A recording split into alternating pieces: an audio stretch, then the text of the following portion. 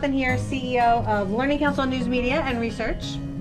I'm here in Florida today, and I'm super excited to introduce everyone to my friend Rob Bixler, who's the Associate Superintendent, Curriculum and Digital Learning, Orange County Public Schools. We've known each other for years. You've been doing good work. You survived the pandemic. We did. Yeah, well, I'm not sure. The survival, I don't know. Still trauma. We got through it. Okay, good. My new friend, Dr. Belinda Reyes, who's Assistant Superintendent of Elementary Curriculum and Instruction, the School District of Osceola County. Yeah, good to have you. Thank you. And then our recent speaker, which we also have another video of you doing that, is Dr. Sherri Wilson, Director of Innovative Learning, Broward County Public Schools. Yes. So we're representing how many kids for you? 207,000. 207,000. How many kids for you? 72,000. 72,000. How many kids for you? 240. 240,000. This is a large number of students who we're going to have you guys represent, talk about today. So you were here when we talked about the future of models and what really happened during the pandemic. So I can come back to you guys and say what's going on with hybrid logistics, which is a new logistical change in structure, but I'm going to come back to that. First, I'd like you to each, I'm going to start with you, Rob. Okay. Tell me what's happened for you. Try not to go too far back into the drudgery of the pandemic. Just now. Like, what's going on? And then we'll come to you, and we'll come to you. Just a little quick update, and then we'll get into the serious questions, which are not really that hard. Just don't be scared. Okay? You ready? Well, yeah, I think, the superintendent from Hillsborough, he hit on a lot of points that I think we're all facing right now. I think the pandemic, it did change the way education is perceived. In many ways good. Yeah. In many ways, it kind of peeled back what goes on inside a classroom. I think coming back, last year was a little bit of that kind of working your way back to this full year. Yeah. Where we're all back face to face fully. Finding those students, bringing them back. Some of them have dropped off the map. We talked about that. Luckily for us, our enrollment is starting to creep back up, so we're getting them back over the course of the last several months. But I think there's a desire for change that many families liked that virtual model, but it didn't work for everyone. And it's finding that balance between offering those opportunities and having another model where kids can be in school. Also, what we found is even though kids and parents like the virtual model, mental health and relationships still matter. Yes. And so I think many of our parents felt that digital was everything's on a computer because that's what they saw during the pandemic. Yeah. And in reality, that's not what is happening in the classroom or should be happening in the classroom. And so now it's kind of re-educating parents in some form or fashion that, yeah, digital is a tool, but relationships still matter. Talking to kids still matter. Having hardback books for kids to read and decodables, it is the balance. And so it's kind of rediscussing what the digital can look like from what they perceived it being when we all had to shut down. I like this because you were part of those model conversations, but what you just said just sort of all summed it up, which is America's in a model conversation since the pandemic. And everywhere we go, they say, we can't really go back to normal, the manufacturing line, grade, class, move on the line, bells ring, blah, blah. Parents want something different, and schools are struggling with, what is that? What is it? It's not all online. Got to have the human interaction. But is this model, this 250-year-old thing, still true? It's a feeling, like you feel something shifted, but we're not quite totally nailing it. So before I come to you, Belinda, do you agree with that? I do agree, but part of what I think the balance always is legislative changes to meet those type of perceptions. We talk about seat time in many instances. And so while I think states across the nation are catching up, it's what people want to see, what legislatures are changing to allow those things to happen. I think that's the dynamic that we're in right now, is seat time still, either you go to OCVS or you go to FLVS or your district's model of virtual school or you come to school. Yeah. It's finding that balance, that legislature letting us make some changes to offer that hybrid, more of a hybrid model to come and go. Yeah, it's choice, but it's limited. I get it. How about you? Tell us about what's happening for you guys, and then I'll ping you with the old model question too. Okay. Yeah. Let's see how I do. Yeah. Really, the pandemic for us was a great big magnifying glass. It magnified all of what it means to be a teacher, the importance, not just in a classroom, not just content, but within a community, within our society. What does this mean? Within the when do I get to drop off my child moment?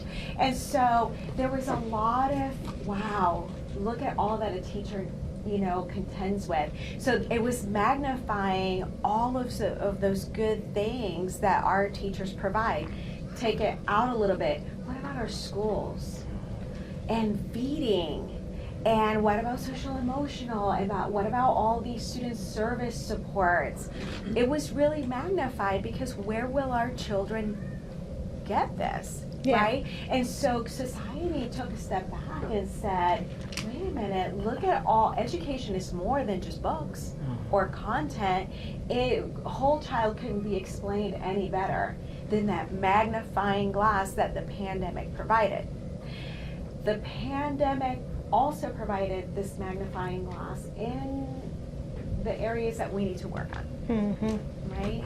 And so when we looked at those areas, really what it came down in our district after just reflecting and quite honestly shifting to the swing of changes that happened within the pandemic, it was really about focus.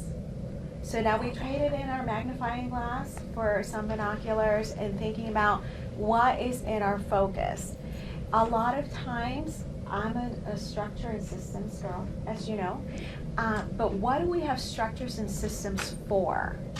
I think in the past, in education in general, we have structures and systems for teaching. Not for this, and not for. I know where you're going. Yeah. I'm going to sneak out and say it's not for students. Not for learning. Ah. So the I'm kind of professional reading your mind. I'm You sorry. are. You're I'm doing sorry. well. I'm sorry. Okay. So, but it is about students. That's the reason we're here. And I will tell you, and Rob has heard me say, we get paid by a school district. Every one of us, that's who assigns our check. But we work for students. We work for colleagues that feed our soul and feed our professional growth. And we work for supervisors that do the same, right? So that's something to think about.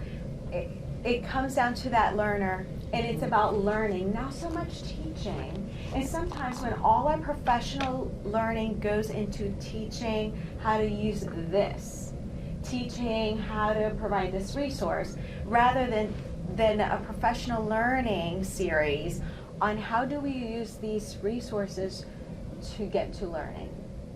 How do we look for learning? How do we monitor for learning? How do we shift this beautiful lesson plan that we laminated? How do we do that when we see the need of learners? Because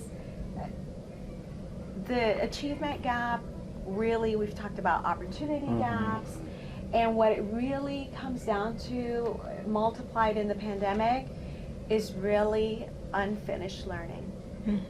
And that happened across the board, whether it's a student with disabilities, an emergent bilingual, whether it was just the student that was a solid mid-level student.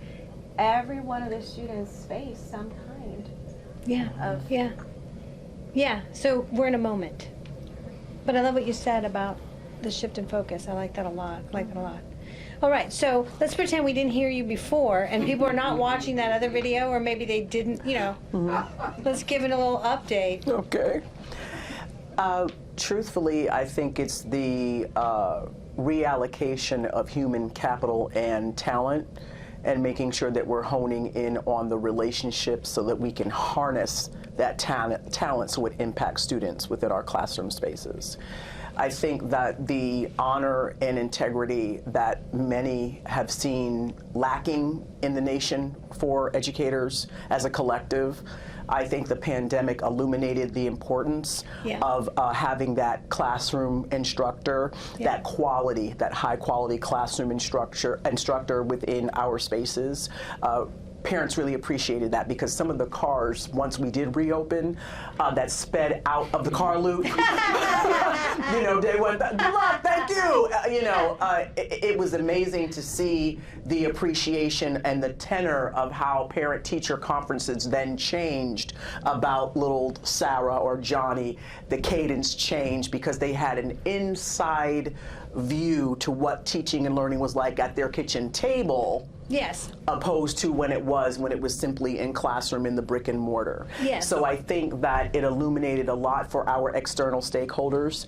I think that process illuminated a lot for our teachers as they approach curriculum and instruction, acknowledging the fact that we have a generation of students that have been in brick and mortar for the first time and all they know is virtual, and dealing with those, the impact of that experience in getting them socialized in a classroom space and expecting them to basically respond as they would pre-COVID, and it's like they don't know that life. So there are so many things that are forcing the educator to get out of their own way, forcing the leaders to get out of their own way, and not leaning on the days of old, but creating a new continuum that will bring us into the future. Yeah, so I'm getting a mood here. Things are different. Things are different. Things are different. So we had this discussion earlier about the future. You were here for this. The future is something having to do with logistics. Because the pressures are, kids want high flexibility. The models you share, it's like, you're either an online kid, you're always in the building kid, and maybe there's some sort of weird options else of that, or you go away to a private school, or good luck with your bad self, go homeschool, right? Those are very limited still. And the research is now showing that there's something else, but it's re-engineering the way you do things. You're built for the industrial age. You're built to normalize. Thou shalt be the same as all the other 8-year-olds, or at least keep up with them in every way. Otherwise, you fall behind, you're just gonna get an F. This is not true of the human condition. It's probably never been true of the human condition.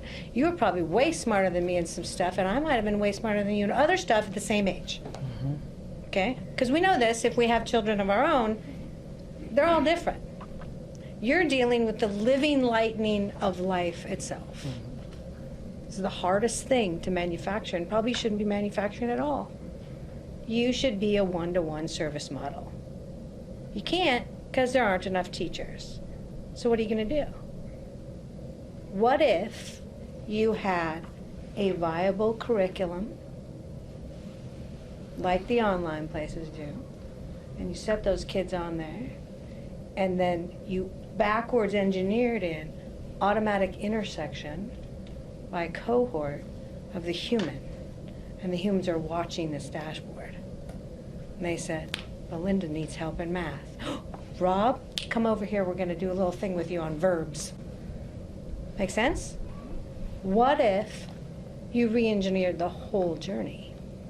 That's the conversation that hasn't been had, and it's a glimpse of the future. And it makes sense, and everyone who hears it goes, well, yeah, of course, we have to have the humans, but we need this to be more streamlined. We need to stop, killing our teachers off by overwhelming them. This would be awesome if we had efficient teacher use, because their skills would come out. It would be awesome if every student had a personalized learning journey, because then they would nail it on everything. No more left behind, right? Wouldn't this be awesome? What's missing is logistics. It's what FedEx does. It's what Amazon used to dominate the world. We don't have it here. So now that you see that just glimpse, tell me now how that puts in context the continued sort of feeling of maybe haven't quite met the big changes that happened since the pandemic. Well, I think that from a standpoint of supply and demand, we have experienced where you have a deficit of computers because they went out when we deployed them to our children during the pandemic. They came back not necessarily in the same condition, but teaching and learning still had to take place, Sticky. right? Sticky. A little sticky. Yeah.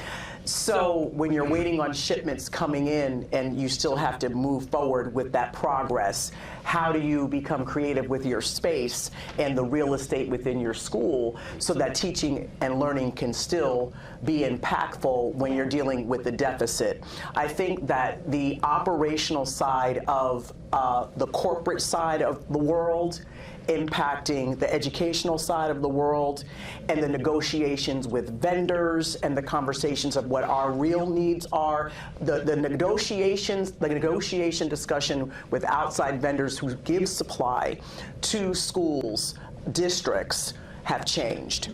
Yeah. What can you do to get supplies to me on day one of school? Because I have a community of parents that will not be pleased if we don't have things ready to go when the lights turn on in the building, because they're not concerned about what the supply demand has been or the lack thereof. They want teaching and learning to be to start on day one. What are you going to do about it? They don't want to know about the supply issues. They want to have things system ready. So what you're saying Yes. right here is that not only does that kill you on equity, like, hello, we're trying to do this right now, but it also kills you on people's perception of you as a professional institution. Correct. Right.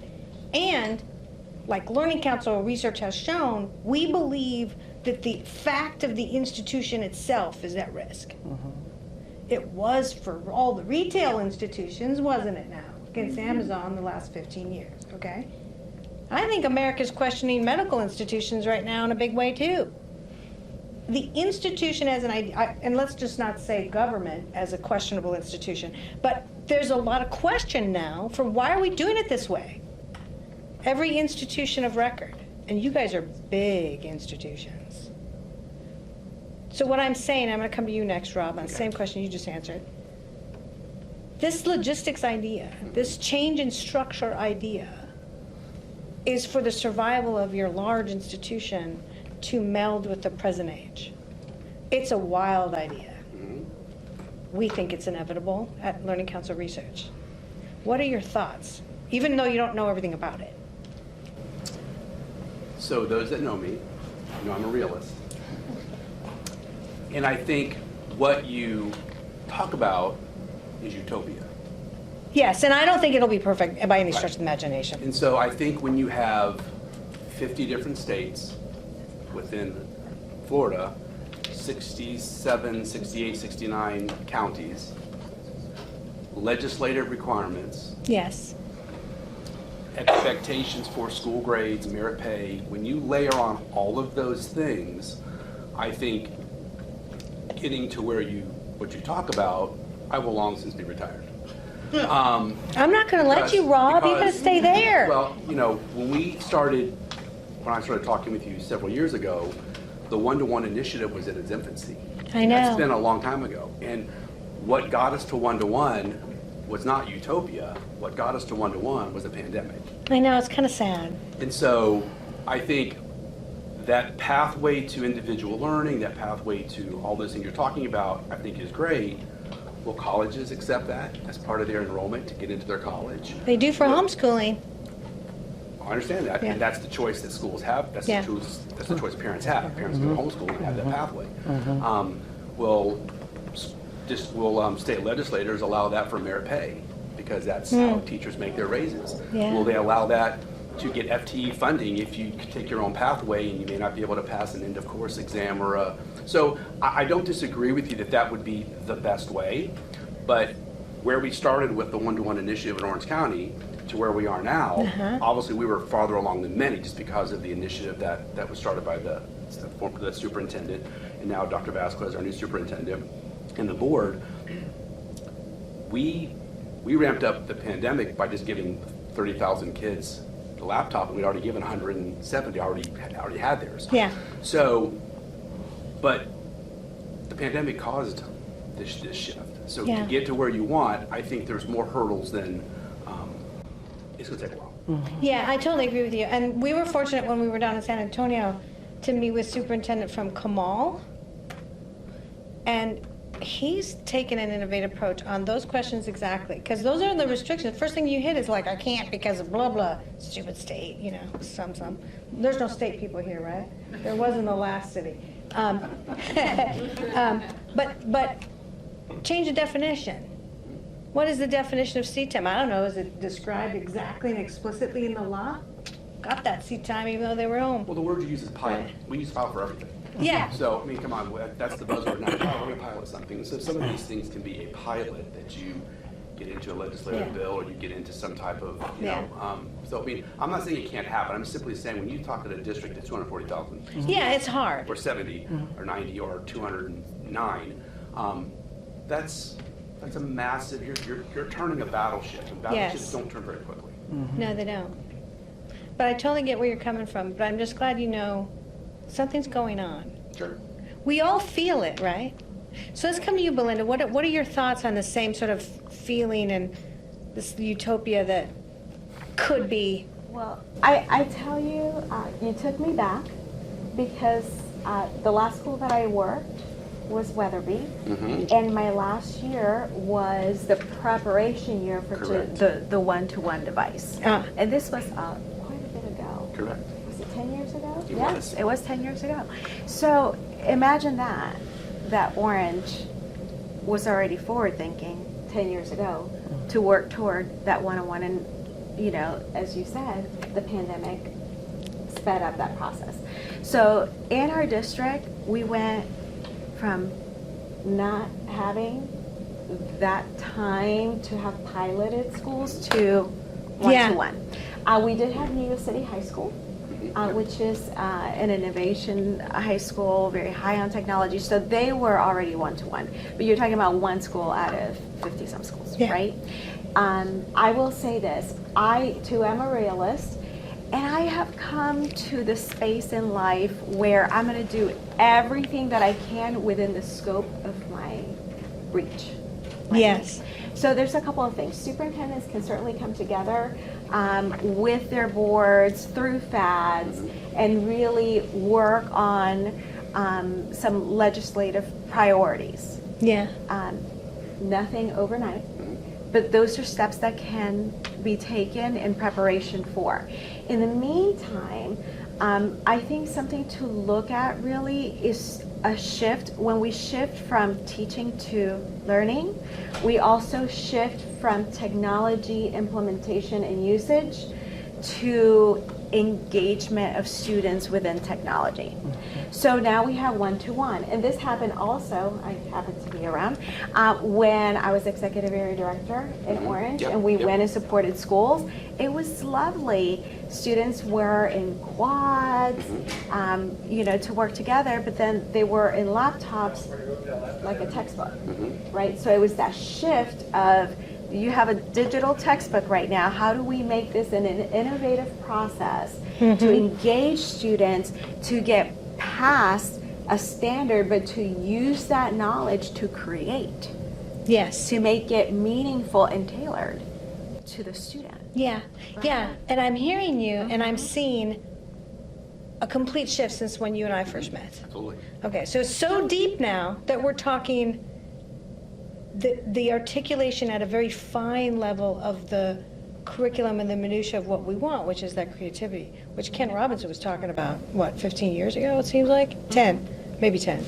Well, the change for us, because her point is really valid, is when I first started with Orange, I had a curriculum team, I had a digital team, and they didn't know what each other did. And so now, over the course of the last 10 years, my digital team knows curriculum more, my curriculum team knows those digital tools more, and they can integrate it to basically what she was saying. And so I think that's been a huge shift with where we first started. It was about the tool, the software.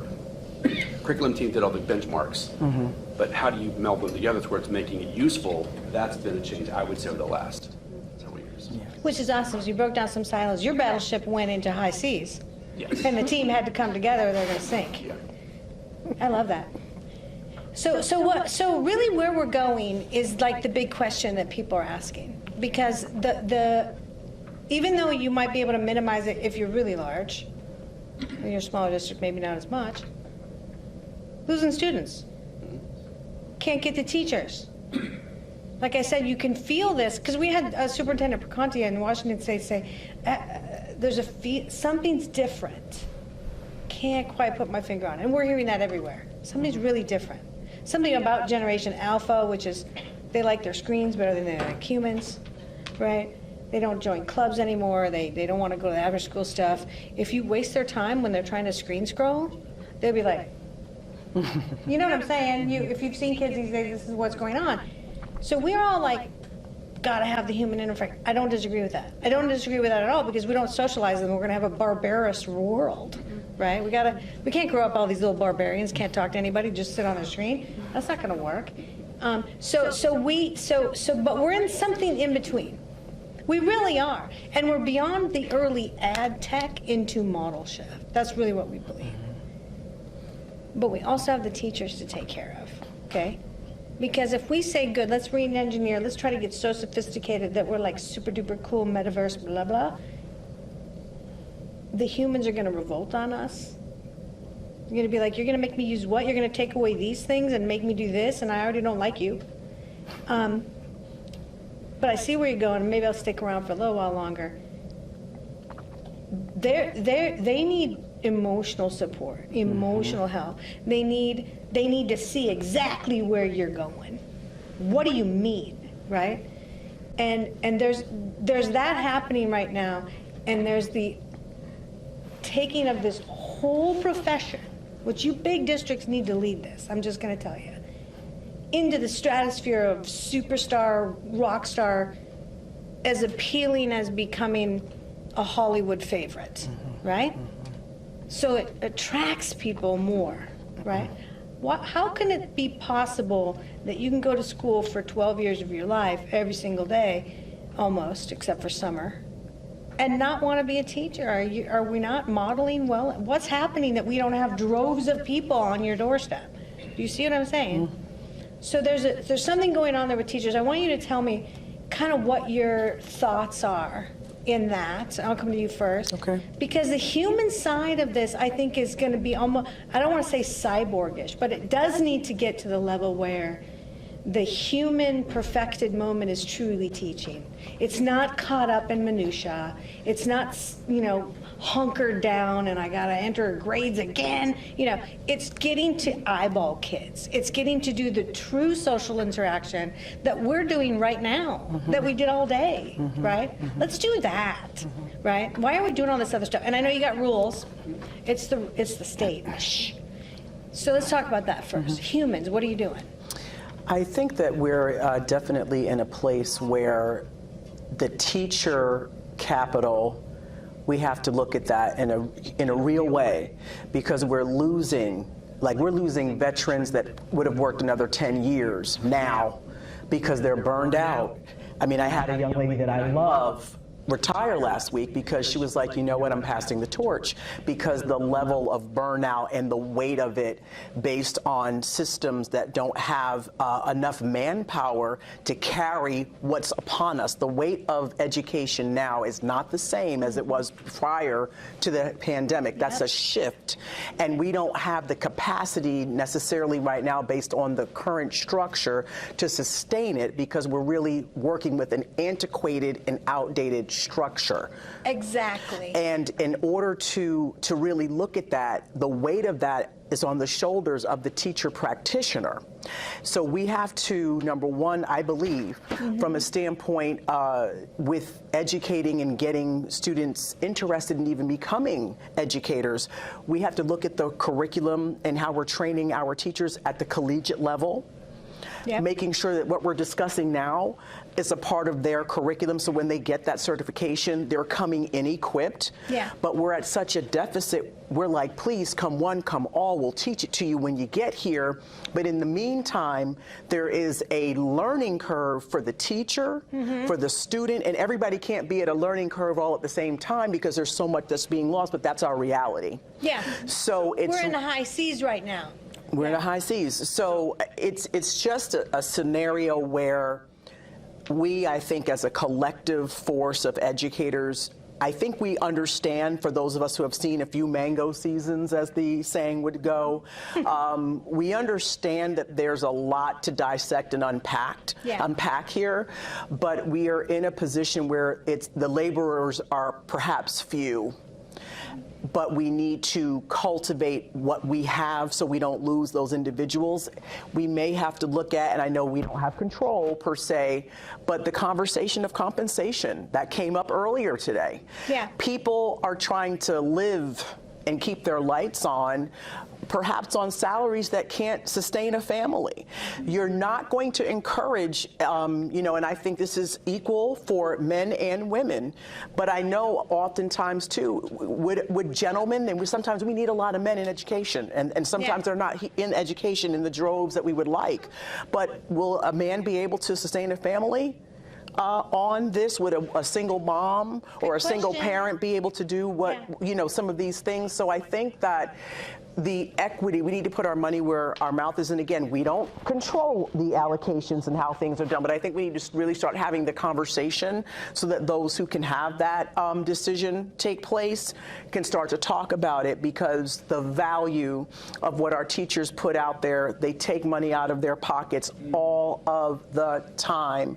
And their the money that they may receive, $100 and maybe $30, to reimburse what they may have spent in supplies, is simply not enough. I mean, in some cases, that may not fill up your car, you know what I mean? And get a bag of chips on the way out. We have to do a little bit more, I think, from a sustainability standpoint as it relates to the family being impacted, because we're teaching the family. The teachers have family, but we have to look at the social, because that stress that they bring from not being able to be fiscally sound translates into the classroom. And the kids. And that goes to the children. Mm-hmm. So I think that we have to really sit down and look at this thing from soup to nuts in a very granular way, where the teacher is the focal point, so that we're reimagining the value add that the educator has and the impact that the educator has on our students on a daily basis. Not an easy task, but I think that I know I've been in education for, 20 odd years, and my parents were in education, as I mentioned before, 42 years apiece in New Jersey. And the conversation of a lack of pay for teachers has been going on since the 70s. Oh yeah, this is never done. So it's time to, so what are we gonna do? I don't know anyone who doesn't complain about their pay unless they're Jeff Bezos. So, it's probably gonna continue. But I would say that I like the love that you're showing. And I also know that what I really have asked about structural shift is, could you do more with less people? And then pay them better. Qualified people. That's what's going to have to happen. Like, if you had really, really good people and you could pay them more, and they're like the super duper SWAT team, and they're like injected with B12 every day, like, what would happen, right? If you have to do more with less. So I'm going to come to you. Let's just reframe and baseline this so we don't have to go off what she just said. You answer for you. On the human side, what are you doing, Rob?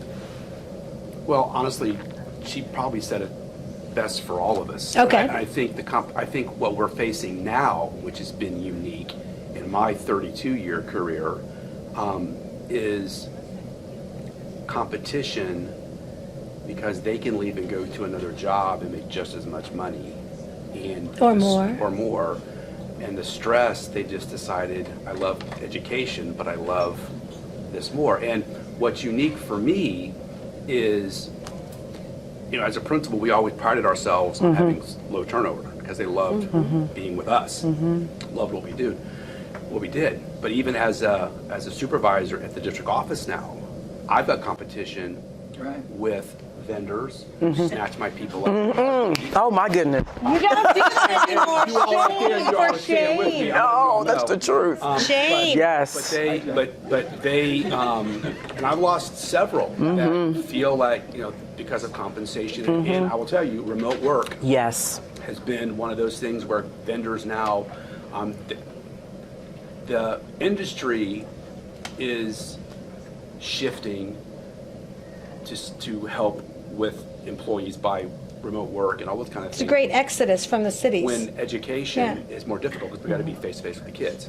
Do you? So- All the well, time now? that's where you're heading. Okay. But I mean, so I think just to add on to what she said, she said it very well, but those are the things that we're facing now, is just as salaries rise and things outside of education, they can compete now with Yeah. us, and people are leaving for those kind of things as well. And so, and getting them back Yeah. may never happen. If you don't keep them, and you mentioned, you made a great point about the universities, kids coming out of universities not prepared for what we do now. There is a disconnect between what professors believe goes on and what really goes on. And so we're reaching out a lot to UCF. We send our team, actually, they go out to UCF and they work with interns about all the digital stuff that we use. So when you step foot into our schools, hopefully we keep them, they already prepared. So there's a lot, but she hit a nail on the head. Okay, cool. Thank you. Yeah, all right, Belinda, you're on deck then. Woo! Goodness. Well, I absolutely agree. I would say within the scope of our influence is that human touch and understanding. And we have to have vision, we have to have mission. We all need to understand that we're all about the portrait of that graduate. We're all about the learning and what students will take that to do, because their life doesn't end when they graduate high school, it begins. So we're really in preparation. So I would say is, if our desk is not at a school, whatever our job in the district, if our desk is not at our school, there's two things that we live for: to provide resources and to take away barriers. To be able to do that, we have to be able to listen with the intent of understanding and doing something about it. Sometimes the answer is no. But we must always look to, what can it be yes? What can we do? So something that we do is stay interviews. So a couple of times a year, every single administrator, no matter your role, will sit with their teachers, their department, their paraprofessionals, whomever it is that we supervise, our directors. I do it with principals as well. And we ask 5 core questions about their experience as a person and as a professional within our site. What do you look forward to coming to work every day? What gives you angst? What makes you lose sleep? And questions like this. So what we do is, we don't just compile them and keep track that we check. We ask them how they feel. We also look at, what can we do? A lot of it is, I need someone to help me, to teach them, to listen to me. So we really built in our mentorship. And so wherever we have new teachers, which is every school, right? We have a set amount of mentors that's commensurate to the amount of new teachers. These mentors, half a day they teach.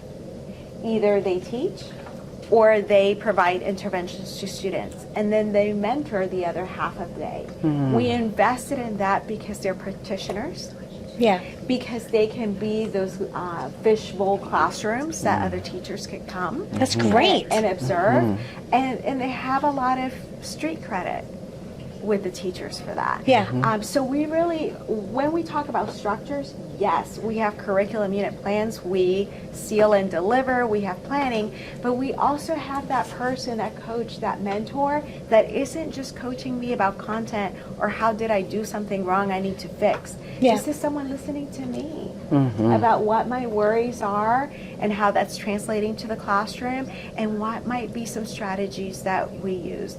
I will tell you, pre-pandemic, I don't have the numbers offhand right now, but I can tell you that pre-pandemic, our retention rate for new teachers was 90%. And a lot of them attributed that to those mentors. And you don't want to say what it is now?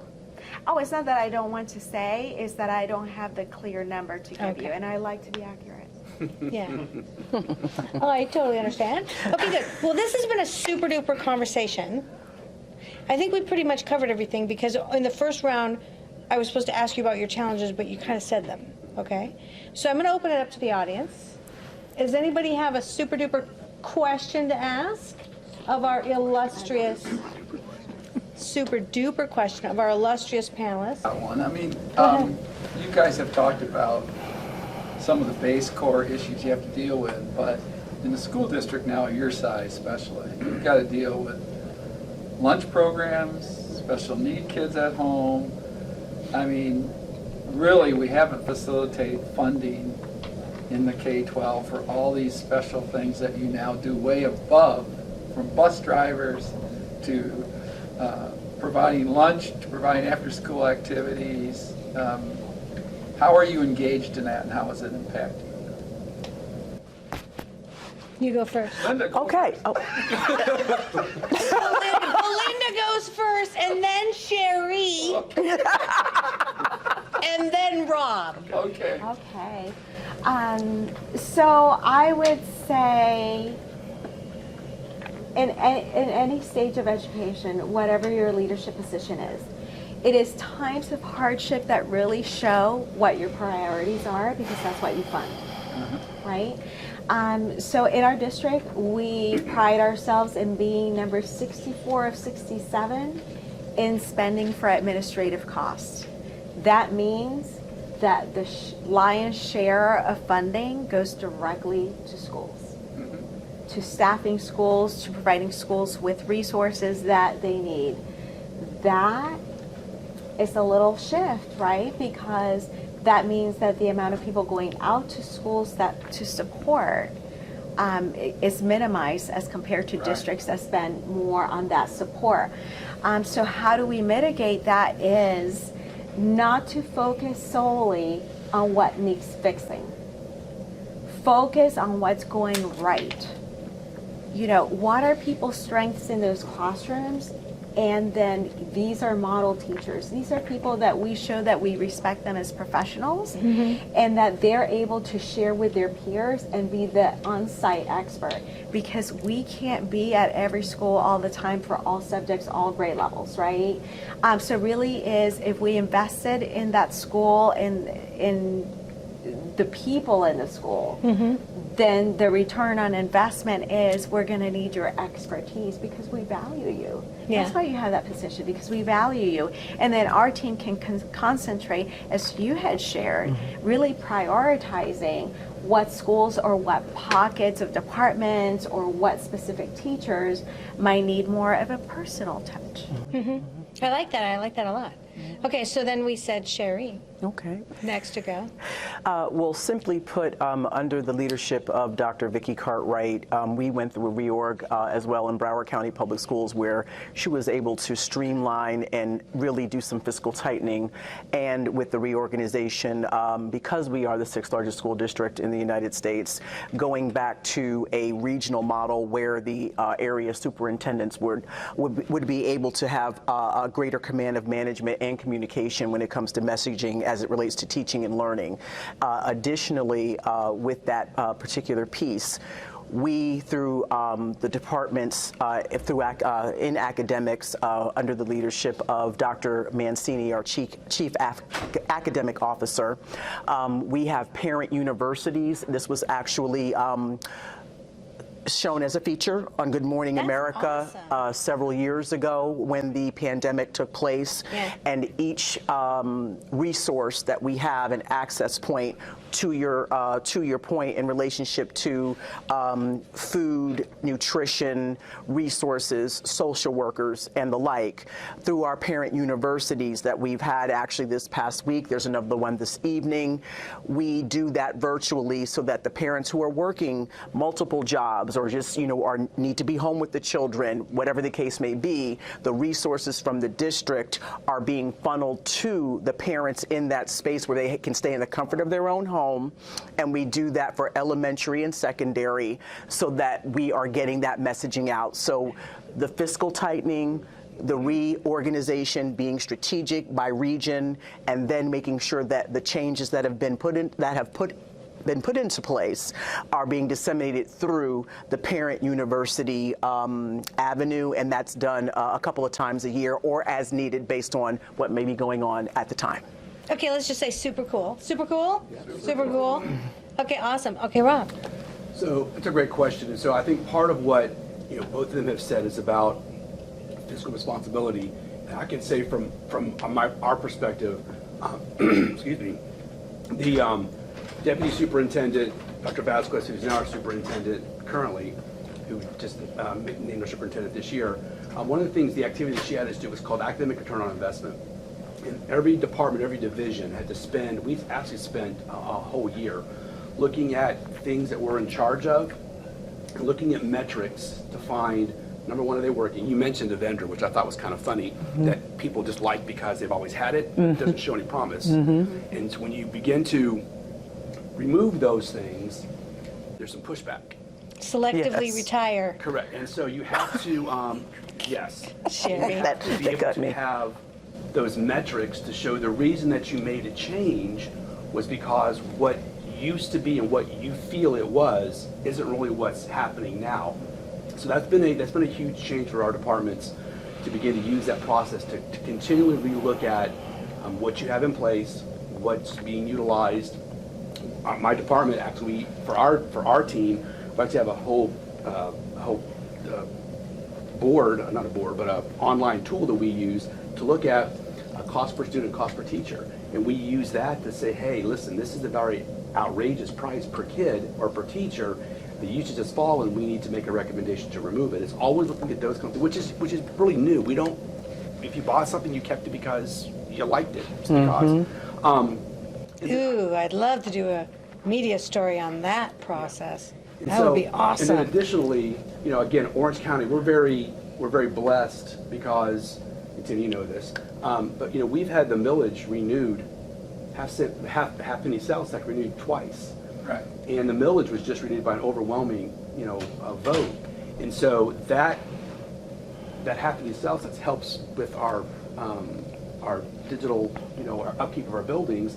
And half penny, and the millage helps with personnel, keeping our people. And so, we're very, I'm blessed in Orange County that we've got a community that really values education. So when you've got those two sources of income, which obviously public trust, and that you're spending the money wisely and being very transparent with how you spend it, but it does free up funds for other things to keep programs moving. And so, but I do believe fiscal responsibility and being very transparent about what you have and what you're using and making changes to benefit the schools, the classroom future of the kids is very important. It was very good, very good. That is the mood that we're also hearing all over the country. Even though there's like a huge amount of money still left in the last stimulus, it's just massive. People are into this selective retirement. I'm sorry I got you on the selective retirement stuff. But they're into that because it's an operational issue. It's how well you manage your enterprise. Okay, so I'm going to stop talking now and just have everybody give them a big round of applause. They're awesome. And thank you very much for being on our panel today.